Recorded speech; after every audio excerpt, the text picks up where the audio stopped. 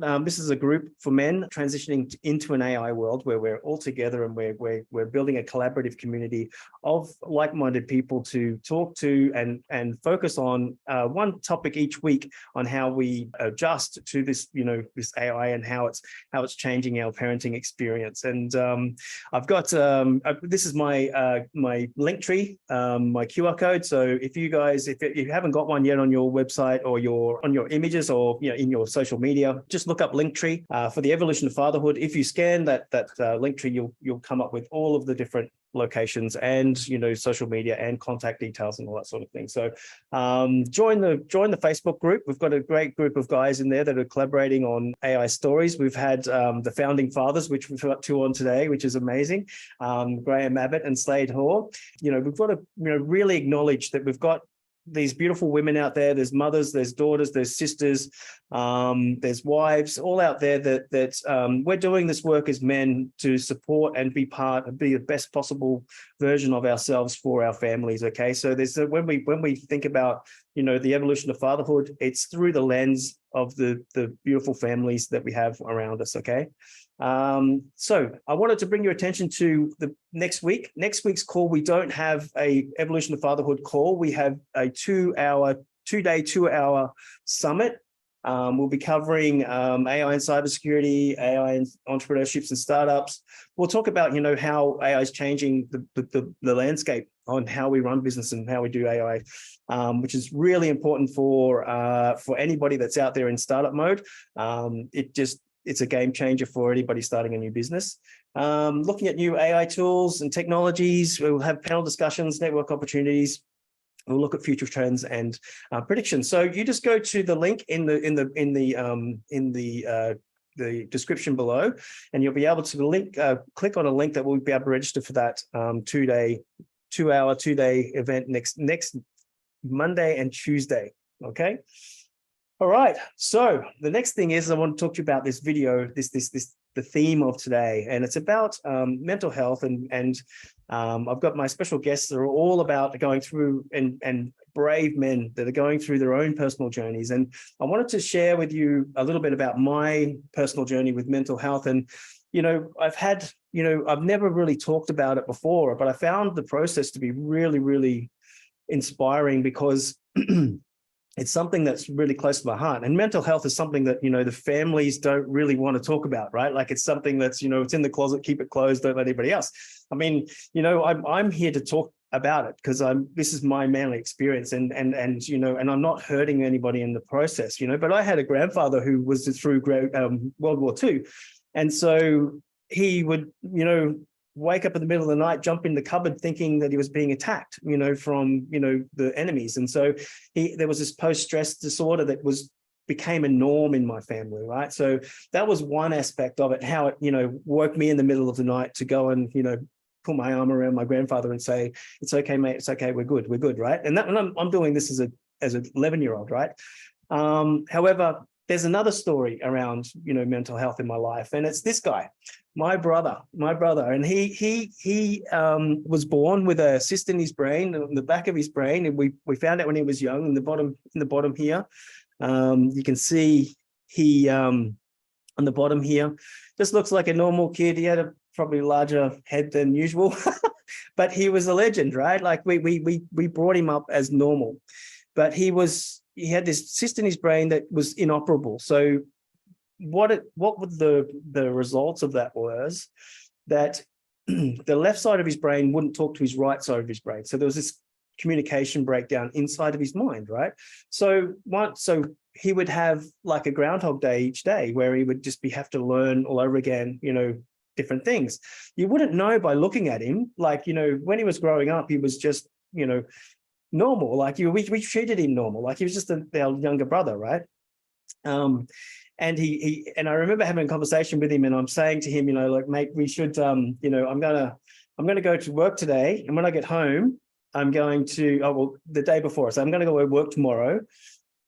I'll come home tomorrow afternoon and I'll teach you how to ride the motorbike. And then he'll come up to me later on and he'll say, Shane, what are you doing tomorrow? And I'll say, hey, man, I'm going to go to work and I'm going to come home and I'm going to teach you how to ride your motorbike. And then I'd get smart and I'd go to his bedroom before he'd go to sleep and I'd say, hey, mate, tomorrow I'm going to come and I'm going to come home from work and I'll, anyway, you get the drift, right? Like I always would constantly just do stuff. We treated him normal, and he lived a full productive life. He got his own car license. He played rugby. Like we were a rugby family, and I remember, he had this, he didn't know plays. He didn't know how to play, but he, like as in the plays, he knew how to play. He knew what the rules were, but he didn't know how to make his own, plays up. So he was put on the wing and he would just run down the sideline. So every time he got the ball, he just ran straight for the sideline, straight for the try line. So, but it worked for him a few times. It was really good. But we loved it because, we brought him up in the backyard. We had a nice patch of buffalo grass where we could practice tackling and all that sort of stuff. So it was just one beautiful thing, but we made it as normalized as possible. But what I didn't realize back then was that, that it wasn't part of, mental illness. Even people that have a mental health issues, that have long-term or permanent mental health issues, they still need support as well, right? So it's kind of like I was under the impression that it was always going to be fixable. Like what if we taught him normal? So anyway, I've got some special guests that I want to, and that's it to you out there, Dennis. That's great. I wanted to bring you up into the conversation, and hopefully, that you've watched the little video that I made for you earlier, and you've got some, a bit of your story as well. I know you like to be alone, and it's like I have to. He's got these special rules where, like I can't approach him. Like I've got to go through his labyrinth to get to visit him, right? So it's just got these things, but he's still thriving. He's still in Brisbane. That's us, probably 3 years ago now. I caught up with him. He come and had dinner with me in Brisbane Mall.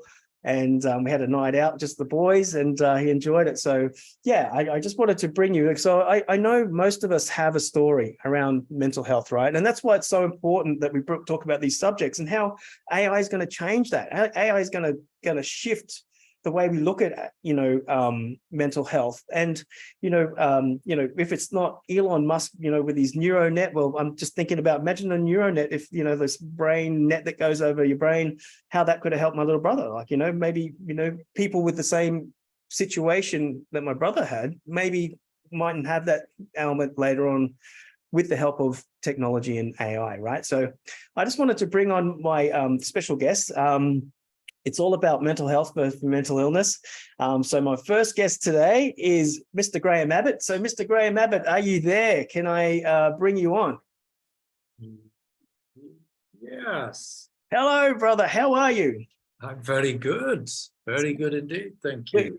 Good to see you. Looking dapper there with your cap on. Looking very, very Indonesian, a little bit Bali there with your, tropical. How long have you been in Bali now for? How long have you lived in Bali? Over 25 years. Oh my gosh. Over 25 years. I first came in 97. Wow. Yeah. And then just found that I had a hobby that I couldn't afford, and I turned that into a career. I got very lucky. Nice. And that would be your boats and your tourism. Yeah. Your scuba diving, leading expeditions, arranging expeditions, things like that. Yeah. Well, I would love to have you on at another time to talk about those sort of things, because I have a side interest in tourism as well. So it's kind of like this synergy that happens whenever I start talking to you. I find out, I remember a little bit more about you, and I go, oh wow, this guy's got 25 years of experience in Indonesia, which is, it's something that you have to experience, right? Like to know what it's like, and to be part of it is like, that's the key. Like you can't dream up what it's like. You've got to experience it. So it's such a pleasure to have you here today. I wanted to talk to you about our topic today. It's about mental health versus mental illness. And I know, I know that you're looking at, you're wanting to do something in the realms of mental health, and you have an end goal. And what are you looking to do, and what's your end goal? So to give it some context, right? Well, to give you a bit of start and context, for over 20 years of that time, literally when I went on my journey and reached a pinnacle of all the dreams coming true kind of thing, I also reached a stage of looking at my bank account going, what can I do with all of this money to bring joy into my life? And I couldn't think of anything. Wow. Then it's kind of like the old Houston, we have a problem. And then I went on a very long journey of trying lots of things. And then 5.5 years ago, I had another rock bottom and literally said to myself, I've got to change this. And I sat and literally had this epiphany where I just wrote down a system where I'm going to do every single day. Prior to that, I was trying things going up, and I was basically a bipolar meditator and all this kind of stuff. So I'd go on a journey and then wouldn't do it so much, back.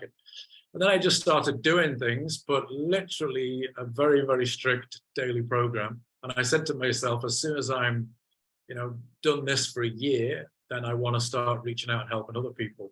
And then just after COVID, there was a lot of people with mental health issues. And here in Indonesia, there wasn't any real tangible solutions. There was no helpline. A lot of the countries, they got like UK, Samaritans, lots of helplines in Australia, but there was really nothing here. So there was a group of people that literally just created out of nowhere a suicide helpline, and it was 2 mobile phones.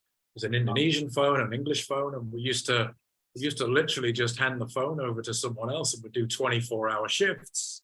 Wow. Then it went to 12-hour shifts. And so, yeah, I became really involved in that. And the end game of it all, I suppose, is to, first of all, I want to change the stigma around mental health and turn it to emotional wellness, because a lot of people don't want to talk about mental health, because literally in England, the word alone carries with it such derogatory kind of feelings that people don't want to say, I feel mentally ill, but to literally, and even parents here in Indonesia, a lot of people, they don't want to hear their child say, I think I have a mental illness. So, but to turn it into emotional wellness, I feel a little bit emotionally unbalanced, then that's a lot more easy to handle.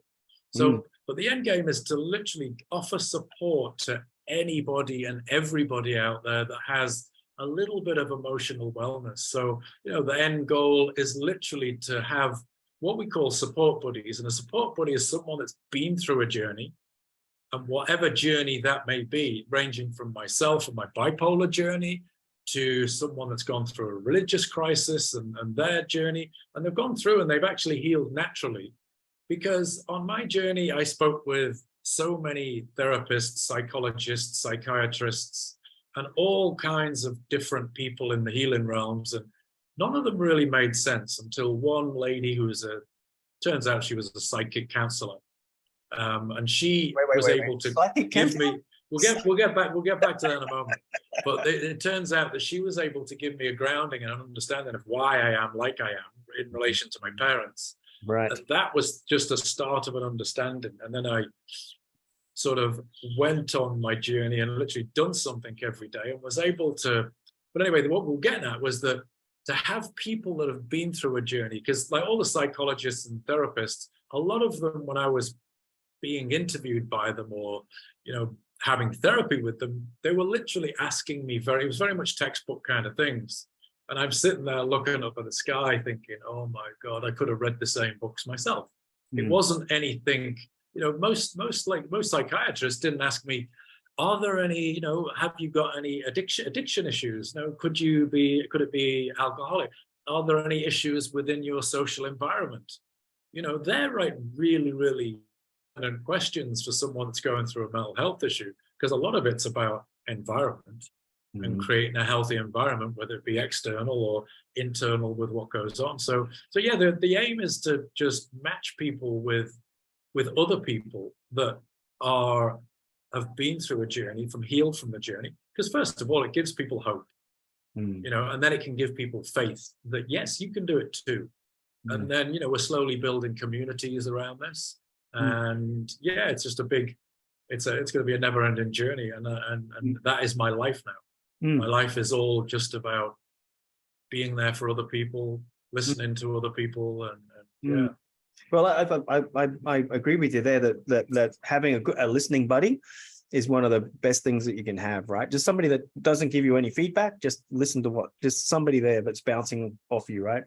But that's amazing. And I'm thinking, as far as, as fathers and the evolution of fatherhood for me, I remember sitting at my brother's funeral, and my uncle was sitting across from me, and he was looking straight at me.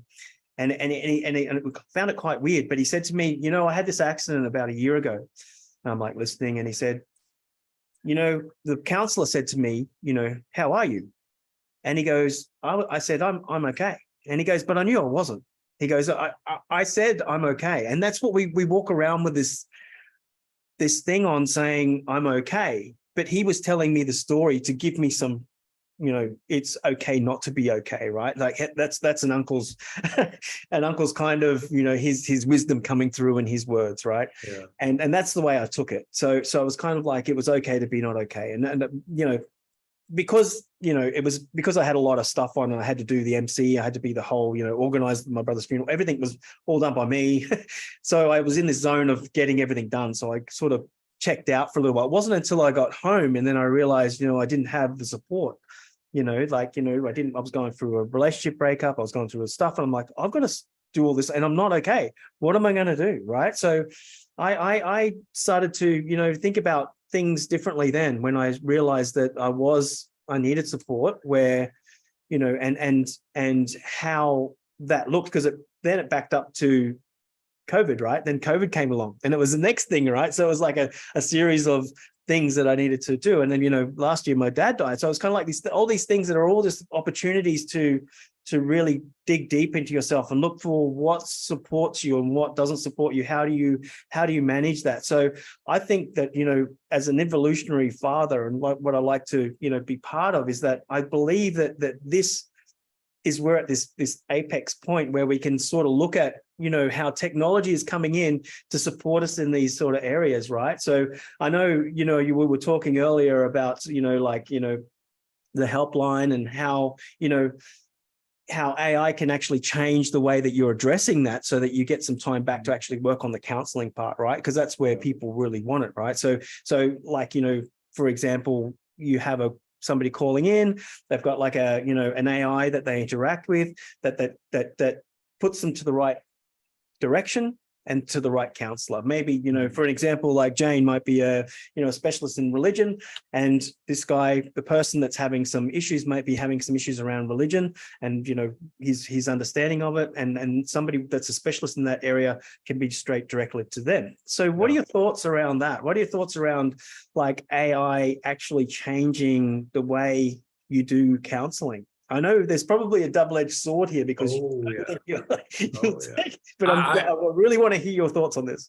Yeah, I mean, it's a great point, because for the longest time, when I started hearing about it, I was very averse to it.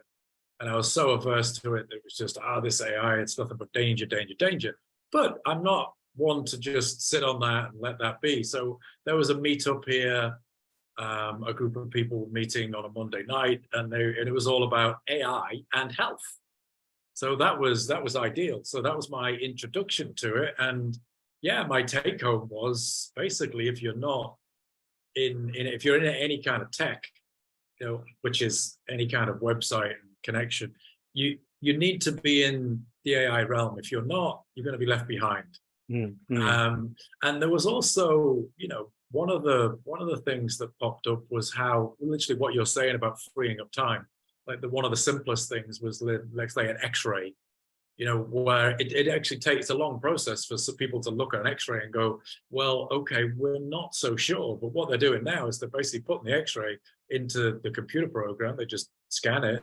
It just goes straight into the machine, and the AI looks at it and goes, yeah, that's okay. Or, okay, that needs to be looked at by a specialist, and it will just put the right specialist onto it. So that was like, oh, okay. So then I started like just having this great acceptance for AI and embracing it. And, we had a conversation earlier about, where you're going with it. And again, I was thinking, no, you can't have AI in mental health. It's like, it has to be human connection. But as you said, it frees the team up to allow the system to choose the right people and lead it to the right people. So yeah, eventually I do see an element where we will have to go towards AI and how it will be highly beneficial. I think there's still an element of being there, but I think the AI will send people directly to the right people. You know, as long as when we have enough people that are out there that are online that are willing to just take a bit of time out of their life. You know, if someone was to, if I was to get a call, for sure, I'd leave a gathering with friends if I could sit and spend 30 minutes talking with someone that was in a crisis. You know, that's sort of where I'm at. And I think that anybody that's gone through a journey and that heals naturally, there's a huge element of giving back. Yeah. You know, I feel blessed because I couldn't find a therapist, a healer, a psychiatrist, a psychologist. I couldn't find anybody. So I had to go through my own inner journey. And I feel blessed because I was able to create a little system. And I spoke with enough people, and it sort of makes sense. And now it makes sense neuroscientifically as well. So yeah, but integrating all of this into AI, I think I have to say, yeah, it's going to be the future. Yeah, but it's going to happen regardless, right? I think it's more, you know, you're either going to be the 1% that adapts to it, or you're going to be the 99% that are a user, right? At the end of it, right? So you either got to adapt or use. So my part of this is just focus on one thing each week about, you know, what we can focus on with AI. There's no prerequisite to what is AI to use AI, right? So if you could be using AI right now, and I know that we had an earlier conversation around, you know, doing, you know, like these hybrid Zoom calls with, you know, these events and having, you know, that being part of training and, you know, cutting that up into certain different things and making that a training session. That all can be done with AI, you know, like that's part of what the beauty of it is, where before it would take an editor to sit down and watch it all and then go back through and chop it up. So it's like, you know, that time again, plus that time again, plus that time again, it becomes like, you know, a monthly process, right? Whereas you got these different, you know, and Slade's coming on later, but he's got a nice little program that he uses to chop up his videos for his marketing too, which is all by AI as well. So, you know, even like the training and, you know, training of the counselors and having them understand it from your perspective, you can use AI to make that, you know, the connection that you need to know that they know what they're doing, right? So it's kind of like this, you know, instead of the, you know, it's you've got this part of, you know, your training system that is designed by you for them, that you know that if they follow the path, they're going to get the result you want, right? Rather than it being somebody else out there that's, you know, putting their little bit on the side to make it different to that for their purposes, and, you know, has it. So, you know, I agree, and I think, you know, what you're doing with, you know, Indonesian mental health, and I mean, I'm pretty sure you said that there was for Indonesians and expats, which is something. I mean, this is going to be, you know, the aim is for the world. It's not going to be, the aim is literally so that myself, part of what really drives me is that in the future, where I can imagine is that if we can create a system whereby there's a version of this that somehow connects in an area, let's say where I lived, yeah? So then someone calls up, there's certain keywords or something, and it pulls up my hometown, Ellesmere Port. It pulls up my hometown, Ellesmere Port, bipolar support, and boom, something comes to me. I would, oh my God, for me to be able to help someone in my hometown, right? Yeah, would be is the end goal. It's the dream. right. You know, for anybody, for, you know, people sitting here in Bali. You know, you're retired. You know, okay, you've got a connection to here in Bali, but your deepest connection, your deepest root is your hometown. Because if I can sit and talk to someone from my hometown, you know, because I came from the roughest part of my town, you know, but I established myself, I did well for myself, and it was all through just determination, and I'm able to share that there is hope, you know, because I could have looked at myself and thought, oh, I'm from a poor town. For me, I'm unable to go anywhere. But, you know, I'm sitting here in Bali, in a beautiful place, and because I was determined to follow my heart, to you know, I knew where I was going, okay, there was still a journey to get there. You know, I got to certain areas, I got to my business success, but then I didn't have success with imbalance of the mind. And then to be able to balance the mind was like, whoa, okay, I've done that. And then I realized that I don't need the business and financial success anymore, because that comes naturally. Once you're on a give back journey, Yeah. you're just getting so much. You know, so many authors throughout history have spoken about it, and even modern people, you know, friends that are creating give back programs for business people. It's so fundamental to just being human that we give back. I think that would be a great idea to have like a you know, an AI tool that could redirect your support to your hometown. Like, you know, have AI, you know, they're putting in their details, they want bipolar support, they want it in, you know, and then that just naturally redirects them to their hometown where they came from. And it's sort of like, it just gives them a bit of more safety. It's like that extra touch. They call it like you know, Entrepreneur 5.0, where it's high touch. You might be just looking for something, but it's actually giving you this big thing that AI knows that's going to help you, right? All these different facets, hometown, family, connection, but it's all putting that together in one thing that's saying, you know, this is sport for you, right? So it's more than what a single person can do themselves, right? Like it sort of brings this progress to them, which is really, really cool. So that's great. That's amazing, Graham. I really love your sort of story, mate. I'd love to you know, support in any way. Let me know. I mean, I've got a few, you know, places that do charity work, like the you know, the buy one give ones, the, you know, little charities where, you know, you can, you know, partner up with them and get them some support as well. So I'll put you in contact with them. But I want to bring on my second guest, which is a young man called Slade. And I want you to, you know, you hang around, Graham, if you want, because I want to have a little bit of a panel discussion later. But what I want to do is I want to spotlight this young man, and I want to understand what he is up to. What have you been up to, my friend, my brother? What have you been up to, bro? So, can you hear me all right? We all good? Perfect. So I'm Slade, everyone. I'll tell you a little bit about myself before I jump into the AI and the evolution of fatherhood. So my journey started about 3 years ago, and I was really struggling at that time with my mental health, and it actually led me down the path of suicide. And I attempted suicide multiple times in 2020 due to the fact of my response and my reaction to COVID. And I came out of that for a reason. And I really honestly didn't know what my reason was. And with that, I decided, okay, it's time. I need to put in the work and make something of myself, because otherwise it's gonna lead me down that path. So that was my version of rock bottom, and I used that like a trampoline.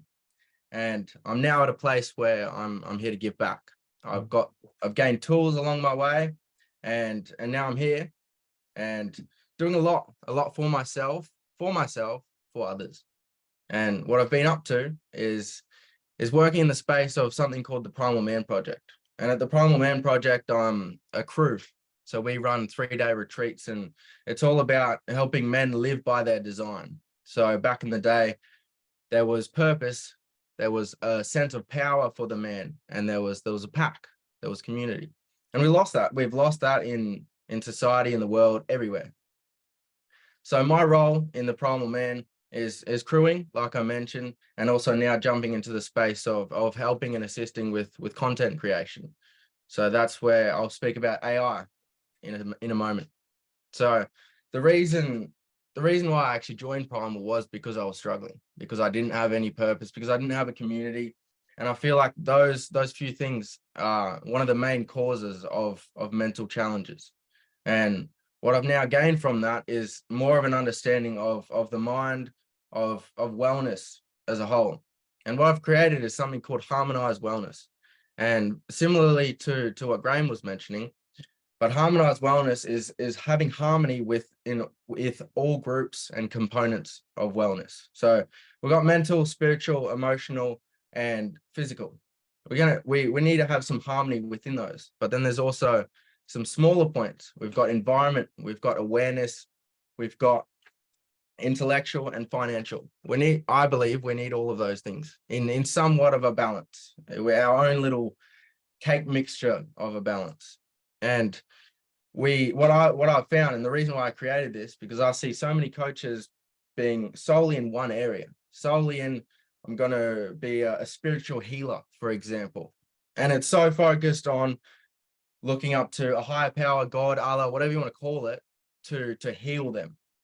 And that may be too far-fetched, because their physical body is not working properly.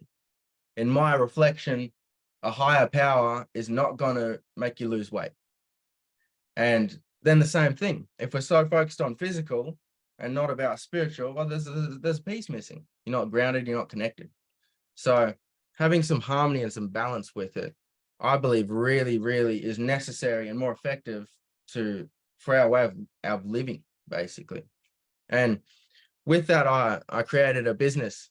So I've got Harmonized Wellness as a side piece to what I call Psyched. And Psyched, which I haven't actually told anybody, stands for Summon Your Known Truth, SYKT. And we've all got a truth within us, and it's all about summoning it. It's bringing it up. So my role in that is to mentor and guide anybody at this stage to find it, to find that truth within them. Because I'm not some guru that's going to tell you this is the way. That's not how it works, man. Not how it works. So with that, I'm only 20, so my audience is a younger audience, to help incorporate and integrate learnings that I've learned from mentors decades older than me, and bringing it back to the younger adults who are struggling with their mental health, who don't know how to speak up about it, who may be going through similar challenges that I've gone through. So it's super simple, and it comes naturally. All of this stuff is not easy. It's natural, and it's very, very simple. We're all human. It shouldn't be complicated to live. And the world is so complicated, full of chaos, man. We got to bring it down to basics. It's way too complicated.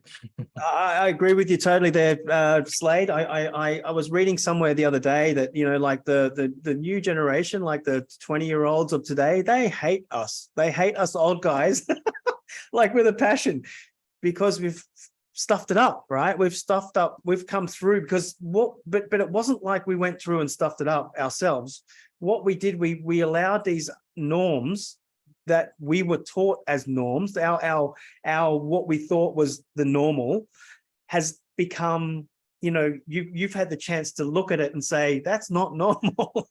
Whereas when we were going through the same period what you were going through, it was normal, right? We had, you know, post-war grandparents that were like jumping in cupboards. We had, like, you know, the 80s and big hair and, you know, the sexual revolution and, you know, women's lib and all that sort of stuff that we didn't know what we were doing as guys. Like, we were just getting, you know, we were kind of like just on this ride, like, you know, and you don't even know. I'm enjoying it a little bit now, but I'm not really enjoying this other bit, right? Like, there were so many things. So in part of context to what you're saying, like I can relate to the whole part of, you know, wanting change and knowing that and seeing a change and seeing that there's no pathway for men, right? There's no pathway that's distinctive for us to move through to this, where we say, you know, we make a balanced, harmonized human, right? And it's very important that we do so. And now we're waking up, mate. We're waking up, and Graham is a great example of that, where he's put his money where his mouth is and saying, this is exactly what I know. He knows through his own personal experience that he needs to, you know, give back at this situation as well. And you've identified it a lot earlier than a lot of people your age has. So I want to commend you for that, because, and I know you know how much I respect you and what your journey is, you know, but this pathway to manhood that you're on isn't like, you know, it should be more of a norm, right? It should be about giving back to the people. It should be about, but the thing is that, you know, we're not allowed to make mistakes anymore, right? Or if we do, we've got to justify them, in a sense that because we're making these and you know, there's Facebook and everyone's posting about, you know, what's going on. And so with me, I know from a fact that, you know, some of the mistakes that I made, you know, I could talk about with my brother or I could talk about with an uncle or something, right? And then sort of work it out that way, but it wasn't so publicly faced, you know what I mean? It was sort of like this, you know, there was some sort of, it was ritualistic, but it wasn't. But then it didn't get passed down to my, well, it got passed down to my kids, but it wasn't a social thing that got passed down. So I see what you're doing is more of a social thing, where it's like, this is a movement that happens when there's a need for a movement, right? Where you can stand up and say, look, I've been down this trip and I'm going to give back to these people because I know it's what's needed right now, right? So that's awesome, mate. And some of the AI stuff that you do. So as a father, I just want to say that, you know, I feel evolved just by having you on the call and listening to your story, because it's powerful for me. It's telling me that I'm in the right place, doing the right job at the right time, right? Because you're that reflection for me, and that's what I look for in people. I look for reflections. I look for a reflection in Graham to me. I look for a reflection in you, Slade, for me. And so you guys, you know, you might be, you know, have your own reasons for coming on the call, but I'm creating this community for connection as well, because I know that's what was needed in my life. And what happens, what we tend to do is we tend to teach what we need to learn, right? So I'm always looking for, you know, the different ways I'm getting reflections from. So when you come on and have your interesting conversations about your story and where you're going and what you're doing, Graham and Slade, it reflects differently on me every time. So I get a little bit more of myself back. Does that make sense? Does it make sense? Absolutely. It makes total sense. You know, I've been spending just a little bit of time just talking with like people that want to volunteer. And every single conversation I have with someone, because they've all got a different journey, they've got a different purpose, they've got a different intention. And I'm just finding that I'm being totally inspired by talking with people I never in the wildest dreams have ever connected with until I started this journey. Yeah. You know, because then we go about our lives, and certainly myself, I don't know about you, Shane, but we go about our lives having people around us that are like us. And what I loved about what young Slade was just saying there, first of all, Slade, thanks for sharing your journey, man. It's really cool. And one of the things that I loved is that you've brought in mentors into your life, or whoever they were, but what you've done is you've looked at people and go, wow, smart person, and you've worked with people. What we can also do, and what I started doing just after COVID, was I knew I wanted some new communities, and each time I'd meet somebody that I went, wow, solid person, and I said, hey, look, I really want to meet you. I want to spend a bit more time. You know, can we share contacts? And you know, if you're living in whatnot, and I'll just go and I connected with them personally. Because years ago, my journey was like, oh, poor me, I'm not really a socializer. And I'd sit at home and I'd be like, oh, no one ever reaches out to me. But it was also, I was never reaching out to anybody else. So I literally just started putting myself out there. And funnily enough, I started meeting psychologists and psychotherapists and all of these people. And a lot of it was just to sit and talk with them about what I'd been through. And they're like, yeah, it's totally valid. You know, if you can help, if you can get people to go on that journey, yeah, as long as they're going on a journey. And you know, I loved all that Slade was saying, and it's 100% makes sense, because there are so many gurus and healers and coaches that are literally trying to work on one very small aspect of a person's being. You know, oh, you're overweight, it's all about your diet. Well, it's not. It's also about the connection to the food and the mental connection. And it's really, really important to change all of those aspects of it. Like Slade was saying, you know, movement is a huge part of it as well. All of these things, so dynamic. And I'll just share right now, Slade, I hope you can come on our team. Just, yeah, I want more people like you, because I know that the youth, you know, you're 20 years young, but you sound like you're 50 years wise. Yeah. You know what I mean, man? Yeah. So it's beautiful, because I do know, and because I've spoken with children ranging from 11 to late teens, and literally these kids are so emotionally intelligent. You know, one of the last kids I was talking to, and I said, look, when I was your age, I had no idea how to articulate myself like you. This person, no, I'm not very good. And I'm like, dude, you are a genius. I said, I had no idea. If someone said, how you feeling? I'd be like, oh yeah, I'm all right. Can you explain that more? No, not really. I had no idea. Up until maybe, you know, 5-10 years ago, when I started to sort of get it. Yeah, but I love the fact that children are much more emotionally intelligent, you know, and I think it's just this evolution of humankind. Yeah, we are really truly evolving, and it's all about connecting to the spirit, connecting within.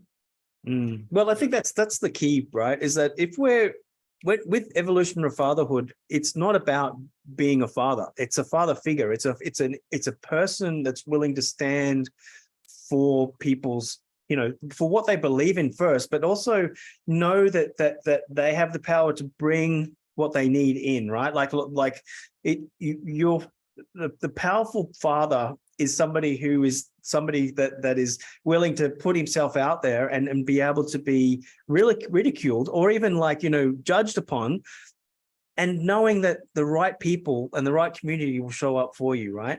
And that's what it's like. It's because, I mean, when I grew up, it was all about tall poppy, right? If I was to jump out in my teens and say, hey, man, I'm like, you know, this sucks, I'm going to change all this stuff, and this is what's going on, you know, somebody would be there going, oh, he's up himself, right? He's so far up himself that he thinks he's better than everyone, that he can talk about my problems, right?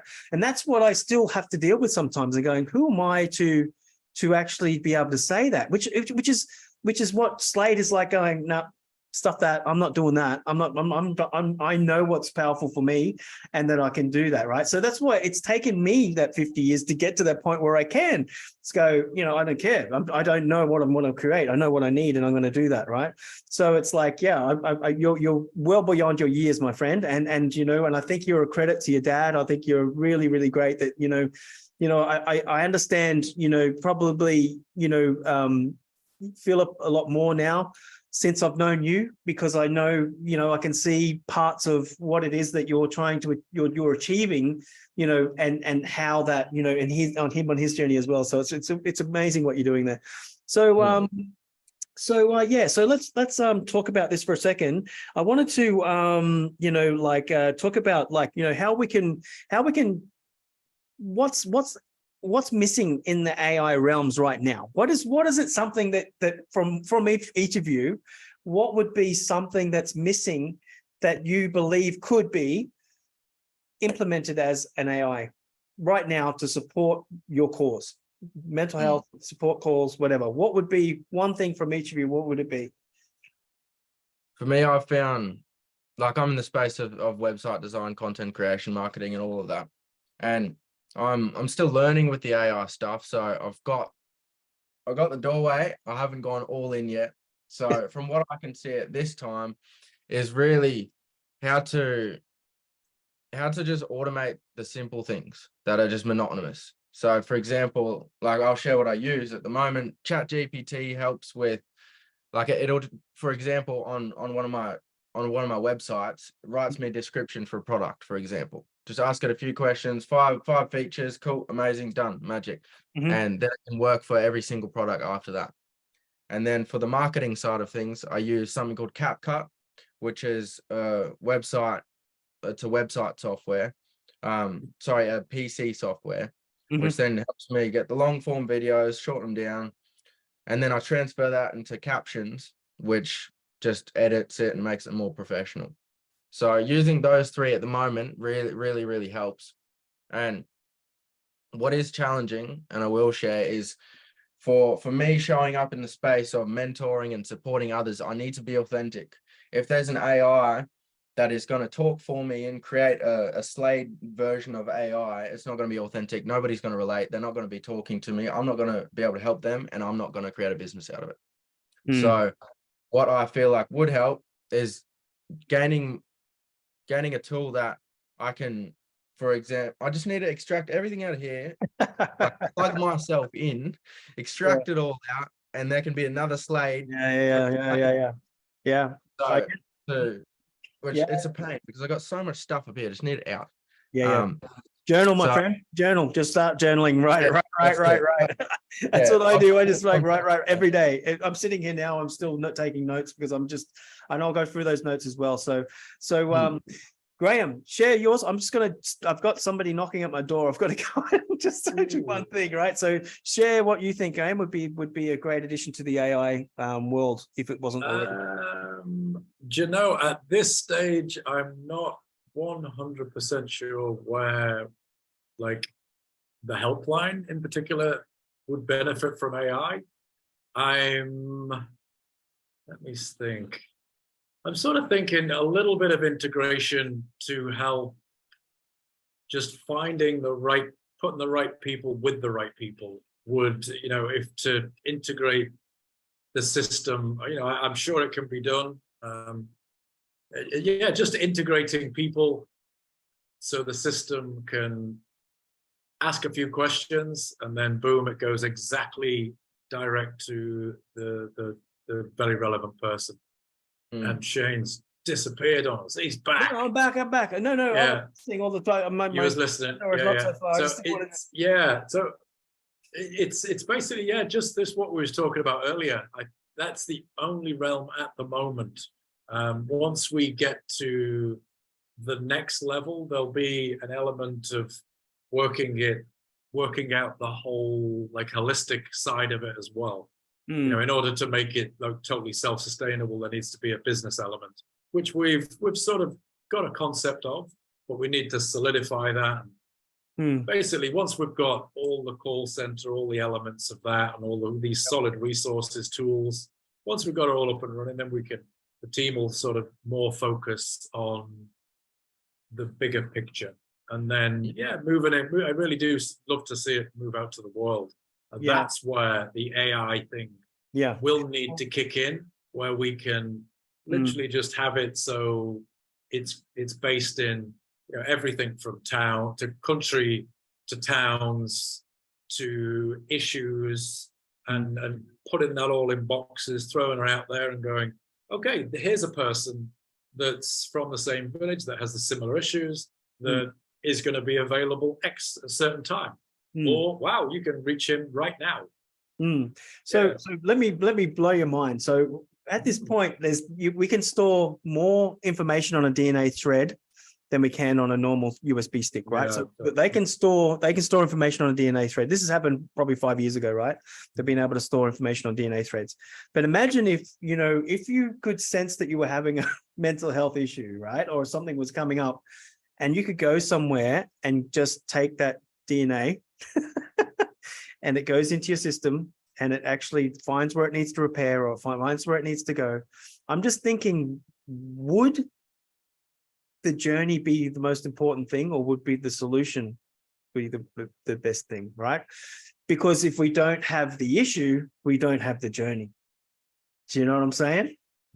Yeah. So what are your thoughts on that, guys? Come on. That's like, if we solve this problem, then there will be no problem. What problem we got to solve? Like, what would we do? Would we need is the journey the life, or is the life the journey? I have actually thought about that. I remember listening quite some time ago to when Joe Rogan was interviewing Elon Musk, and he's talking about plugging people in.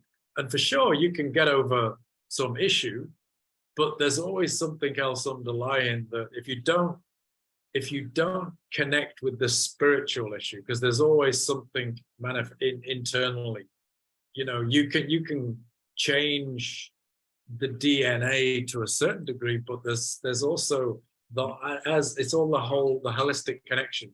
We can't just turn off one little piece. We can't just because we are what we believe. Yeah. So even if you change a little part of the gene code, this is still gonna like revert that gene code back eventually. I'm not a huge fan of supplements for a similar reason, because I believe that you can take supplements that will help, but eventually we get used to supplements. Yeah, we eventually get used to like we get used to drugs. People that are on whatever kinds of medications, they often need to take more, take a different one, take another one, add this, take this. And it's the same with supplements. They all need to be constantly monitored. Whereas if we look at more of the deeper spiritual issue and we really connect within, then we have the power within to start changing all of those issues. Mm. Yeah. Yeah. I mean, if AI takes over and does everything, all we'll have is the spiritual journey, right? We'll still have, that's the only thing that can't be AI is our spirit, right? Because everything else can be automated, right? So what do you think? What do you think, Slade? My understanding from like a neurological perspective, if we're focused on solution and say all the problems, boom, gone, magic, they're away, our brain is not going to be able to release dopamine. So if we are not going from pain to a pleasurable state, then we are not going to create dopamine, because from my understanding, dopamine is released from getting to a pleasurable state after pain. So if we are going straight to the pleasurable state, we're not actually going to be content or happy because there was no effort or pain involved. So for example, if somebody were to take a drug, for example, take a drug that is going to alter their state of mind and take them to a better state of mind or a more enhanced state of mind like that. There's no effort to get to that state, which then would create an addiction to that because it's very easy dopamine to get there. And then of course the crash is going to be below their level. So if we were to have anything that takes us from pain island to pleasure island like that, it's not going to be appreciated. If it was, for example, like if somebody wins the lotto, if they win the lotto like that, they get heaps of money, majority of the time it's going to disappear. There was no effort involved. The high performing leaders in the world have gone through a lot of crap in their life to get to the place that they are. And they are grateful, they understand it, they're appreciative because they did the hard yards. So by changing the state of mind to basically celebrate and release more dopamine on the journey than the celebration, just be grateful that you made $1 million or you helped 1,000 people. Yeah. Other than celebrating. Yeah. Well, I mean, I get that. Yeah. If society stays the same that it is, like, but when we start talking about cryogenics and, like traveling the universe and all that sort of stuff, I'm a bit of a sci-fi fan, right? So I sort of thought about this a little bit deeply.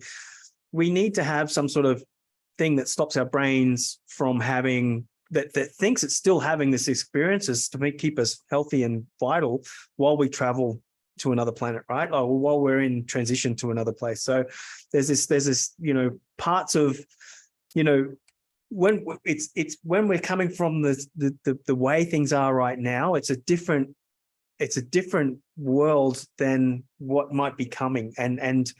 And progress is this many-faceted thing, like I said last week. And, we can't just look at one thing and say that's good or bad for progress. Like you can't say Trump was bad or whatever for progress, because it's part of this big wave of progress that's pushing us through, right? So it's like, it's an interesting concept that that we need the journey. But I think about like the ancient ones, the Aboriginals and stuff that have been in 10,000 years. They're all about dream time. They're all about, these stories and having a mental experience, right? These mental journeys that they go on. They go on the physical ones as well, but they also have these mental ones that they talk about. And that's from these ancient wisdoms. But it's an interesting concept because right now I know I need this journey. I wouldn't be here without the journey. The journey doesn't have like anything else than that. So AI will never change the soul, right? So we can just put that aside right now. So the soul will still need the soul experience, right? And it's coming here for its soul experience. So yeah, anyway, so I think we can wrap it up there. So thank you very much, gentlemen, for coming on the call. I really appreciate your time. It's been an amazing call. I knew that putting you two together, and I hope you two do get together, because there's been some amazing synergies that have taken place in this call, like, builders and developments in Bali. And there's been like, fathers and sons on, there's been like, so anyway, reach out to each other. You can, you're both on the Evolution of Fatherhood website, Facebook group. So reach out to each other, have a conversation. I think I'm going to be following both your progress, and, I can support as much as possible, and let me know if there's anything we can do, like in a physical way, like, establishing something. I'm looking forward to seeing you guys and how it all develops. So I'm going to jump into the presentation now and finish off the call, and then I will talk to you guys later on. Thank you. One more point. Yes. I love your Linktree thing. I went in and opened it. It's really cool. So I'm hoping that you can get to share more with me about this at some stage. Yeah, sure. Yeah. Interesting little thing to integrate everything into one little place. It's cool. So yeah, I put it on and yes, Slade, let's connect and we'll have a little chat maybe tomorrow or something. But thanks, absolute pleasure. Thanks for the invite, Shane. My pleasure, guys. Thanks, guys. See you, Slade. Thanks. Bye-bye. See you. All right, how was that, guys? That was amazing. These two awesome gentlemen come along, giving their time, giving back to their, their purpose, because they've had this amazing journey. They've acquired this wisdom, and they're coming into the evolution of fatherhood and evolving as evolutionary fathers to come back and give back. Even it's just not about age. It's not about even whether you've actually physically been a father, but you've always been a son, you've always been an uncle, or you might even have always been a man. So you've always got this fatherhood about you. So you can be always somebody's father or somebody's, role model. So just make sure that when you're out there, the evolution of fatherhood, it's all about giving back and making, these being the best version of the men that we can be. Okay. So there's been a little bit of research that I did. These are the 3 AI-driven apps that are out there to support mental health. There's Wobot. I really like that one because of the name of it. It's like it's somebody that can't say robot. It's a Wobot, and it probably gives you a little bit of a cackle every time you open it up. Even when you're in, I think that a little bit of humor goes a long way when it comes to these mental health challenges as well. Wobot, it sounds really good. It's a around-the-clock support. So you got it's something that you can interact with as a chatbot at any time of the day, right? So it's like a little personal assistant in your pocket, or a little personal thing in your pocket to be able to interact with with an AI to help you with your mental health. MindDoc is an AI app that helps users track their moods. So it's a mood tracker. You understand, you just input each day where you're at, and it instigates you to, make sure you do this, make sure you go for your walk, make sure you're looking after yourself, make sure that you've had a shower, things that are, that maybe people that haven't had mental health challenges wouldn't really understand, but people that do have mental challenges, these are little reminders that can help them to pull them out of a spiral, or to be able to support them to find a harmonic existence in the world. So it's personalized self-care is really, really important. Early detection, this is really another part of personalized self-care, but it's like if you have UPA is an assistance at early detection mood. So if you feel like you're spiking, you can click on a link, and it tells you what to do in the moment, right? It'll tell you, okay, you're in this stage of the thing, this is where you need to go for help, right? Like it's just kind of systematizing the mental health situation, right? So which is important for like, if you have these issues, it's important that you know where to get the support and when. Okay. So that's all I wanted to really cover today. I wanted to thank you all for coming. You can connect up with us on Linktree. So you'll get to all the social medias, and you can click on them and go to watch all the videos in the video that I mentioned earlier around my brother and his journey. And I go into detail. I've got about a 16-minute video around, what the story was with my brother and how we got to where we are now. So love you out there. Love you, brother. And I will talk to you as soon as I can. Let me know when the coast is clear and I can come and visit you again. Okay. And I want to remind you, next week, we don't have an Evolution of Fatherhood call on the Thursday. We have the two-hour days, Monday and Tuesday at 3 p.m. to 5 p.m. Singapore time. And we'll be covering AI and cybersecurity. We're going through, like, what does it look like in a business? What does AI, when you unleash your AI in the business, what systems are in place to protect your company and your assets and your databases and everything else that comes with, your email systems, your payment portals? What's there to support you in business that's AI driven? And there's some amazing stuff I want to show you around that. AI and entrepreneurship, I'm going to go through step by step how I've just established another company just with AI tools alone, and it become something that many people want to invest in already. So it's at the startup phase. There's so many things that you've got to have ticks that you've got to have in boxes that you need ticked. And with these AI tools, I'm going to take you step by step from when I started the business, when I bought the domain name, how I created the data, the digital media, how I bought the PMA company, how I used AI to market and advertise, how I used AI to find the people, my customers. I used AI to use that to do that as well. So that's what I'm going to go through step by step. And then we'll talk about some AI tools and technology. And then day 2, we'll go through a panel discussion and networking opportunities. If anybody wants to join, come in. We'll open up the call for anybody to come on and have a conversation around any questions around AI, what they see in their purpose, where they want to see their future going, how they can best show up in that place where the future is within AI. That call will be open on the Tuesday.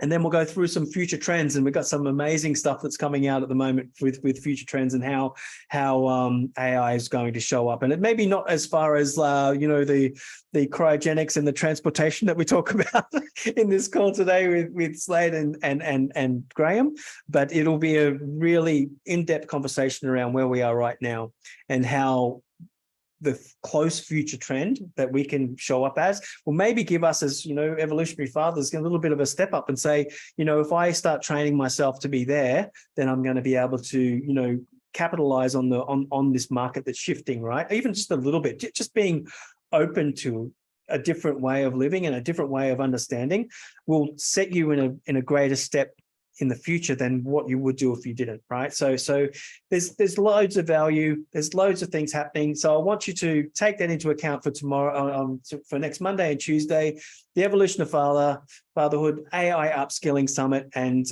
I will look forward to you. There'll be a link in the description down the bottom here. I'm looking forward to seeing you all on that next week. And then we'll kick off again with another series of the Evolution of Fatherhood, starting the week after in September, which is actually my birthday week. And we will start off with a new focus on what we're going to do with the Evolution of Fatherhood and how we're going to show up.